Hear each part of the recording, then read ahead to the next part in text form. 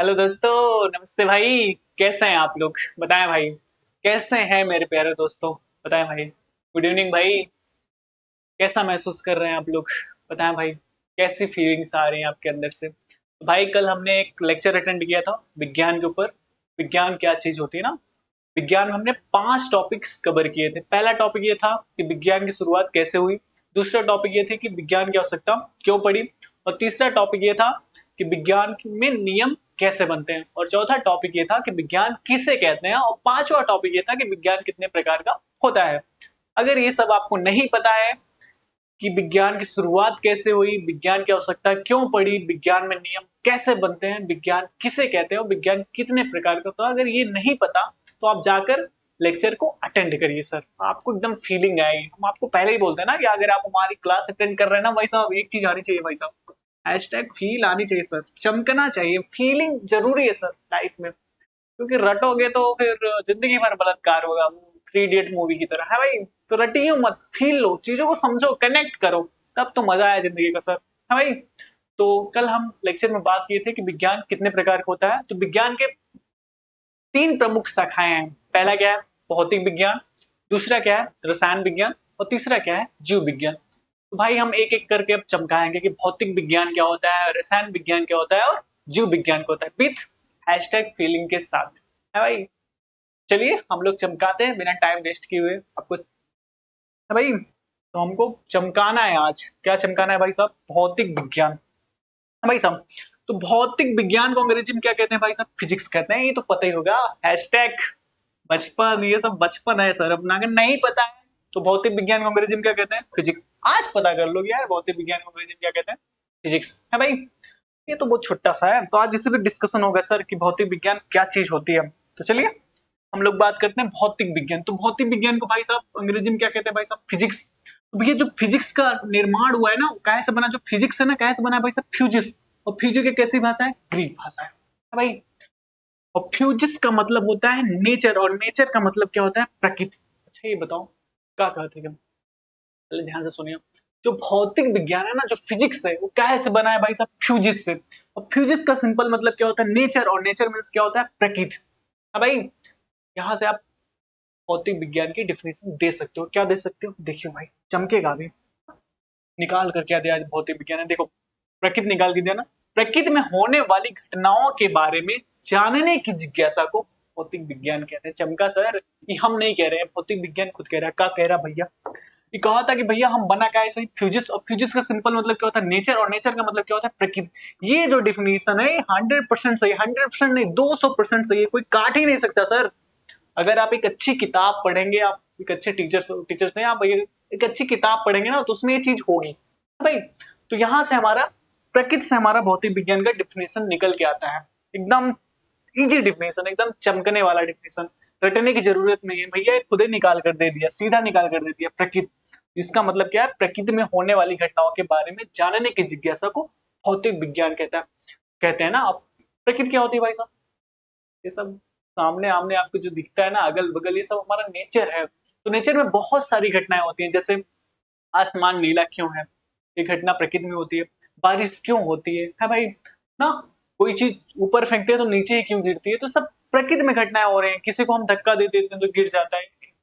इसके पीछे का कारण क्या है? सब कहाँ घटना हो रही है? प्रकृति में। तो इन्हीं घटनाओं का जो अध्ययन होता है ना भाई साहब, वही हमारा क्या होता है? भौतिक विज्ञान। मतलब प्रकृति में जो भी घटनाएं घटती हैं उनके बारे में जानने की जिज्ञासा को क्या कहते हैं भाई साहब? भौतिक विज्ञान। आई थिंक बात क्लियर है भाई।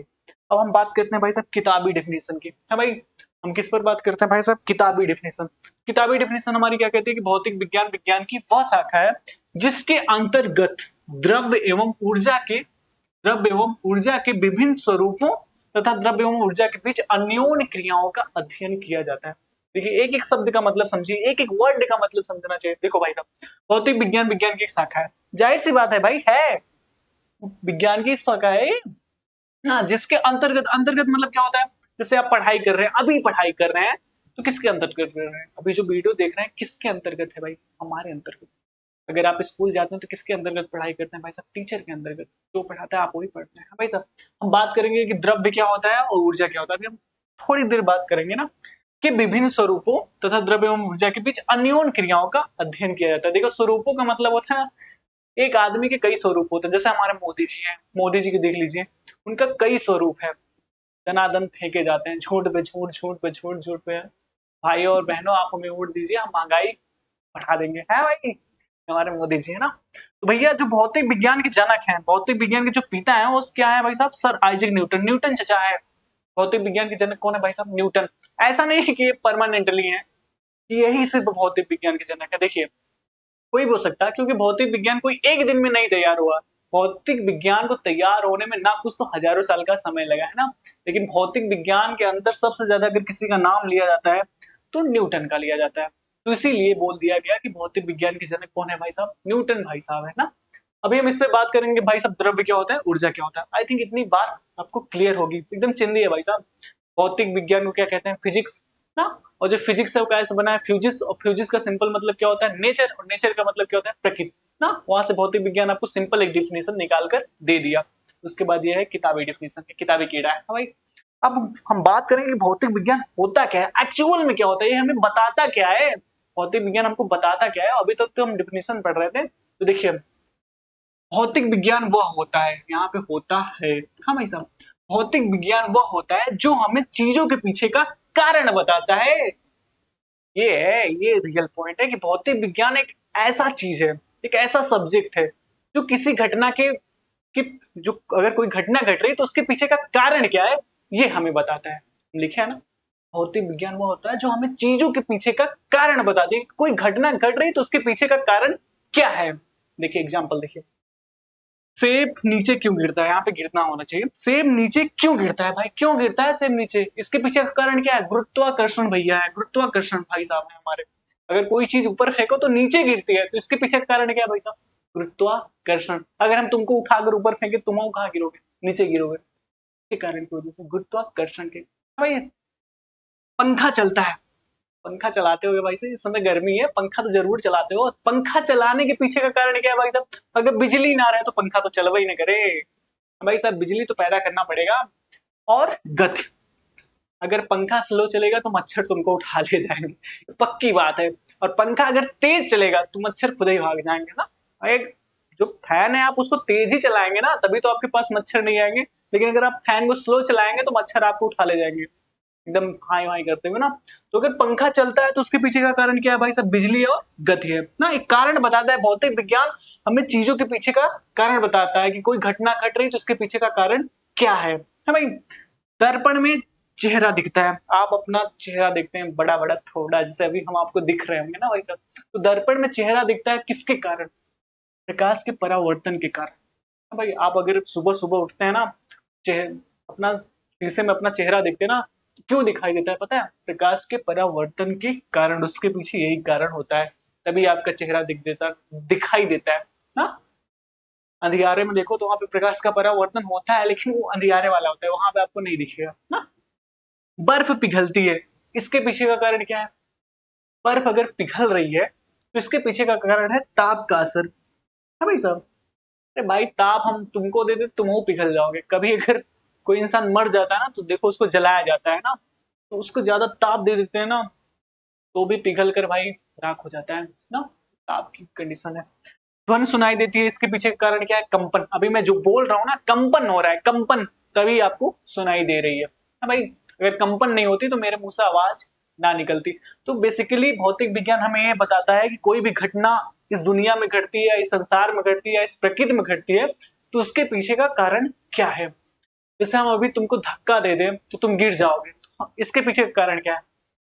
अभी हम मान लो तुमको धक्का दिए, ठेल दिए चपक के, हाँ भैया, और तुम गिर गए, तो इसके पीछे का कारण क्या है भाई? तो इसके पीछे का कारण है कि हम अब तुम्हारे ऊपर क्या लगा रहे हैं? बल लगा रहे हैं, बल। बल ज्यादा लगा दिए तो गिर गए, बल कम लगाया तो थोड़े से चले। मान लो हम थोड़ा बल लगाए तो यहीं तक गए, और थोड़ा और लगा दिया तो एकदम पर आ गया। तो इसके पीछे कारण क्या है भाई साहब? बल है। तो भौतिक विज्ञान हमें ये सब चीजें बताती है। अब हम बात करते हैं भाई साहब, हाँ हमने कहा था ना कि हम इस पे बात करेंगे, ये दो चीजों पे, कि द्रव्य क्या होता है और ऊर्जा क्या होती है। चलिए हम चमकाते हैं हैशटैग फीलिंग के साथ। इतनी बात क्लियर है सर? इतनी तो क्लियर होनी चाहिए, हाँ भाई। अब हम बात करते हैं द्रव्य। द्रव्य को अंग्रेजी में बोलते हैं भाई साहब मैटर, आप लोग बोलते हैं ना व्हाट इज द मैटर, वो वाला मैटर नहीं कि आप किसी भी कोने पे खड़े होकर मैटर किए रहते हैं, किसी भी मोड़ पर हो जाता है मैटर, ठाई ठाई डिसम, ऐसा मैटर ना है भाई, ये दूसरा मैटर है, ये किताबी मैटर है। तो भैया जो द्रव्य होता है उसको अंग्रेजी में क्या बोलते हैं भाई साहब, मैटर। मैटर की सिंपल डिफिनेशन है, वे सभी वस्तुएं जो स्थान घेरती हैं। पहला कंडीशन क्या है साहब, स्थान घेरती है। वस्तुएं किसे कहते हैं, ये हम पिछली क्लास में बता चुके हैं कि वस्तुएं क्या होती हैं, वस्तुएं कितनी प्रकार की होती हैं, हम पिछली क्लास में बता चुके हैं। अगर ना समझ में आया हो कि वस्तुएं किसे, अगर आपको ना पता हो कि वस्तुएं किसे कहते हैं, तो आप पिछला लेक्चर अटेंड नहीं करिए ना भाई साहब। देखिए वे सभी वस्तुएं जो स्थान घेरती है, जिसमें द्रव्यमान होता है और जिसका अनुभव हम अपनी ज्ञानेंद्रियों द्वारा कर सकते हैं। अच्छा, अनुभव कौन सी चीज होती है भाई साहब, अगर आपको दो चार लाठी कोई मार देना, फिर बगल वाला पूछे कि कैसा अनुभव रहा, तो भाई साहब आपके अंदर से निकल के आता है कि हट जाओ नहीं तो तुम्हें खंड के गाड़ देंगे, लड़ा के मारेंगे। तो चीज क्या होती है भाई साहब, अनुभव। अच्छा, हमारी ज्ञानेंद्रियां क्या होती है, देखिए शरीर, ये जो हमारी बॉडी है ना, ये सब हमारी इंद्रियां हैं, हाथ पैर नाक कान, ये सब हमारी क्या है, इंद्रियां। इंद्रियों में एक चीज ऐड कर दो, दिमाग, तब क्या बन जाएगा भाई साहब, ज्ञान इंद्रिया। ध्यान से सुनियो, अभी जो हमारा शरीर है, हाथ पैर नाक कान ये सब दिख रहा है ना, ये हमारी क्या है, इंद्रिया। इसमें एक चीज ऐड कर दो, दिमाग, तब क्या बन जाएगा भाई साहब, ज्ञान इंद्रिया। आई थिंक बात क्लियर है ना। तो देखिए, द्रव्य क्या होता है, मैटर, वे सभी वस्तुएं जो स्थान घेरती है, जिसमें द्रव्यमान होता है और जिसका अनुभव हम अपनी ज्ञानेंद्रियों द्वारा कर सकते हैं, द्रव्य कहलाता है। देखो, अगर किसी भी द्रव्य को पहचानना है ना कि ये द्रव्य है कि नहीं, तो 6 कंडीशन होनी चाहिए उसके अंदर। पहला क्या होना चाहिए, स्थान घेरना, और दूसरा द्रव्यमान होना चाहिए, तीसरा जड़त्व होना चाहिए, चौथा गुरुत्वाकर्षण, पांचवा भार और छठवां ताप। ये सब चीजें मैं पढ़ाऊंगा बाद में, बस अभी हम टेम्परेरी बात कर रहे हैं। हाँ भाई साहब, तो देखिए, अगर किसी भी द्रव्य को पहचानना है तो उसके अंदर ये 6 केसेस होने चाहिए, तभी वो द्रव्य है, अन्यथा है। अगर एक आध दो केसेस भी अप्लाई हो रहे हैं ना, फिर भी द्रव्य है ना। देखिए, जैसे ये भाई साहब है हमारे, एकदम चुन्नू मुन्नू एकदम खड़े हैं भाई साहब ना, तो पहला कंडीशन, अगर ये कहीं खड़े हो जाएंगे तो पहला कंडीशन क्या होगा, स्थान घेरेंगे, पक्की बात है सर, बेईमानी तो नहीं कर रहे हैं। अरे तुम ही कदम खड़े हो जाओ तो क्या घेरोगे, स्थान घेरोगे कि नहीं, बेईमानी कर रहे हैं ना, मास्टर है, हम मास्टर हैं, बेईमानी नहीं करते हैं भाई। देखिए, दूसरा कंडीशन क्या है, द्रव्यमान। द्रव्यमान का सिंपल मतलब होता है तुम कई किलो को हो, 50 किलो को हो कि 55 किलो को, जैसे मान लो भाई साहब कई किलो के हैं, 55 केजी के हैं, तो इनका ये क्या हो गया भाई साहब, द्रव्यमान। देखिए, द्रव्यमान किसे कहते हैं, किसी वस्तु में उपस्थित पदार्थ की वास्तविक मात्रा को द्रव्यमान कहते हैं। क्या कहा हमने, किसी वस्तु में उपस्थित पदार्थ की वास्तविक मात्रा को द्रव्यमान कहते हैं। अगर तुम 50 किलो को हो तो वही तुम्हारा क्या है, द्रव्यमान है। वे मत कहना कि मोदी जी की तरह 56 इंच के हैं हम, वो द्रव्यमान नहीं है भाई, वो चौड़ाई है आपकी ना। और जड़त्व क्या होता है, जड़त्व का सिंपल मतलब होता है कि अगर हम विराम में हैं तो हम विराम में ही रहेंगे, हमको टोको मत। अगर हम गति में हैं तो हम गति में ही रहेंगे, हमको टोको मत, रोको मत। भाई साहब, ये विराम का मतलब होता है। देखिए, विराम का सिंपल डिफिनेशन होता है कि वे सभी वस्तुएं जो अपनी अवस्था परिवर्तन का क्या करें, विरोध, उसे क्या कहते हैं भाई साहब, जड़त्व। वे सभी वस्तुएं जो अपनी अवस्था परिवर्तन का क्या करें, विरोध, उसे क्या कहते हैं, जड़त्व। एक लाइन में बोल सकते हैं, जो भी वस्तु अपनी अवस्था परिवर्तन का क्या करती है, विरोध, उसे क्या कहते हैं, जड़त्व। जड़त्व 3 प्रकार के होते हैं, एक होता है विराम का जड़त्व, एक होता है दिशा का जड़त्व, एक होता है गति का जड़त्व। ये हम आगे पढ़ेंगे, अभी आपको दिमाग के ऊपर लोड नहीं लेना है, बस आप समझिए। अच्छा, ये बताओ, ये भाई सब खड़े हैं तो कौन से जड़त्व में है, विराम के जड़त्व में है। हमको ठेलो ठालो मत, यहाँ से वहां मत करो। हाँ भाई, तो इनके पास कौन सा जड़त्व है भाई साहब, विराम का जड़त्व। 3 विराम का जड़त्व। देखिए, 3 कंडीशन इनके ऊपर अप्लाई हो रही है, यहां तक हो गया जड़त्व तक ना। गुरुत्वाकर्षण, ये तो भाई सिंपल है, इनके और पृथ्वी के बीच में कौन सा बल लगेगा भाई साहब, गुरुत्वाकर्षण। चौथा भी कंडीशन हो गया। हाँ भाई साहब, इनके और पृथ्वी के बीच में कौन सा बल लगेगा, गुरुत्वाकर्षण। अगर गुरुत्वाकर्षण बल ना लगता तो ये भाई साहब कहीं आसमान में उड़ते रहते हैं हनुमान जी की तरह। है भाई, तो इनके और पृथ्वी के बीच में कौन सा बल लग रहा है, गुरुत्वाकर्षण बल। आई थिंक बात क्लियर है। पांचवा पॉइंट क्या होता है, भार। भार, अच्छा तुम कई किलो के थे, तुम कई किलो के थे, 55 किलो। 55 किलो में अगर 9.8 का गुणा कर दोगे तो वही तुम्हारा क्या होगा, भार।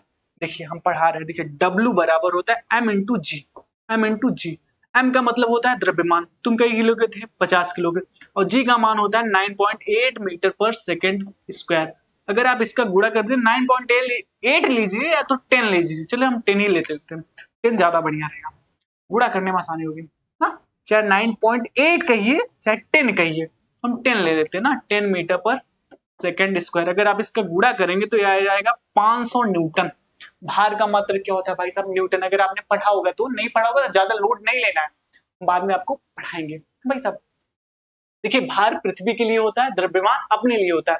अगर आप पृथ्वी पे खड़े हैं तो आप पृथ्वी पर कितना बल लगा रहे हैं? 500 न्यूटन का। ये आपका क्या निकल कर आ गया? भार। देखिए, जी का मतलब होता है गुरुत्वीय त्वरण। जी का मतलब क्या होता है भाई साहब? गुरुत्वीय त्वरण। हाँ भाई, 5 कंडीशन अप्लाई होगी। छठा कंडीशन है ताप। भाई इनके अंदर ताप होगा कि नहीं? अगर ये जिंदा होंगे ना तो इनका कुछ ना कुछ टेम्परेचर होगा। वो क्या होता है? अगर ये स्वस्थ होंगे तो एक स्वस्थ आदमी का टेम्परेचर कितना होता है? 37 डिग्री सेल्सियस। बताएं भाई, बात क्लियर है क्या? ये वास्तव में एक द्रव्य है। हम दूसरा एग्जांपल लेते हैं, चमकाएंगे आपको हैशटैग फीलिंग के साथ। देखिए, हमको 6 चीजें चाहिए। हमने कहा कह रहे हैं कि अगर आपको किसी भी द्रव्य की पहचान करनी हो, द्रव्य, वास्तव में द्रव नहीं कहना है, द्रव्य, किसी भी द्रव्य की आपको अगर पहचान करनी हो तो 6 चीजें होनी चाहिए।